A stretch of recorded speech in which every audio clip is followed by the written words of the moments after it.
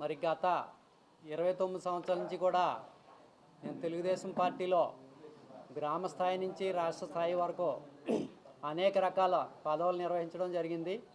ఈ క్రమంలో పార్టీ కోసం నేను పూర్తిగా నా సమయాన్ని అలాగే ధనాన్ని కూడా వెచ్చించడం జరిగింది. నేను ప్రొద్దుట లెగిసిన దగ్గర నుంచి పార్టీ ప్రజలు తప్ప రెండే పని నేను పెట్టుకోలేదు. అది నియోజకవర్గంలోని ప్రజలందరికీ పార్టీ కేడర్కి కూడా అందరికీ తెలుసు.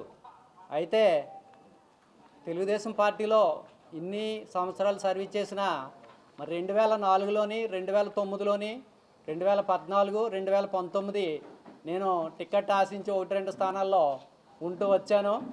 పార్టీ ఈ సంవత్సరం కాకపోతే మళ్ళీ టర్న్లో అయినా నాకు న్యాయం చేస్తుందనే ఉద్దేశంతో ఏ రోజు కూడా పార్టీ నాకు టికెట్ ఇవ్వకపోయినప్పటికీ కూడా ఏ రోజు కూడా నేను పార్టీ మారలేదు, పార్టీకి ద్రోహం చేయలేదు, పార్టీ నాయకత్వాన్ని తిట్టలేదు, అలాగే పార్టీ యొక్క విధి విధానాన్ని ఎప్పుడూ కూడా అతిక్రమించలేదు.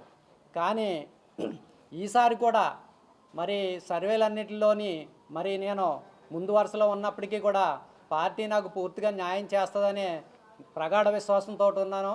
అయితే పార్టీ ఈసారి టికెట్ నాకు కేటాయించలేదు. ఎందుకు కేటాయించలేదు అనేది పార్టీ వర్గాలకే తెలియాలి. మరి కష్టపడి పనిచేసిన నాలాంటి కార్యకర్తల్ని గుర్తించకపోవడం అనేది చాలా బాధాకరం.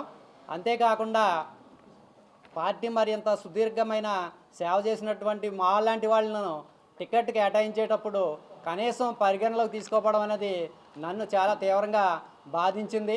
ఎందుచేతనంటే మరి ఏ విధంగానూ పార్టీ జెండా పట్టుకునేటువంటి వాళ్ళని ఐవీఆర్ఎస్ తీసుకోవడం అనేది మీకు పార్టీకి ఎంతవరకు న్యాయం అని చెప్పి మరి ఈ సందర్భంగా నేను కోరుతా ఉన్నాను. మీరు కనీసం ఐవీఆర్ఎస్ తీసుకున్నా నాకు సర్వేలో నేను రాలేదేమో అని నా మనసుకు నేను సర్ది చెప్పుకునేవాడిని. కనీసం మీరు నన్ను ఐవీఆర్ఎస్లో కూడా తీసుకోలేదు. అది నన్నే కాకుండా పార్టీలో నన్ను సపోర్ట్ చేస్తున్నటువంటి నా శ్రేయోభిలాషులు ఎవరున్నారో వారందరినీ కూడా తీవ్రంగా నిరాశకి గురి చేసింది. ఇది మరి నేను కూడా చాలా తీవ్రమైన నిరాశకి గురి కావడం జరిగిందని చెప్పి మరి ఈ సందర్భంగా పార్టీకి తెలియజేస్తూ ఉన్నాను.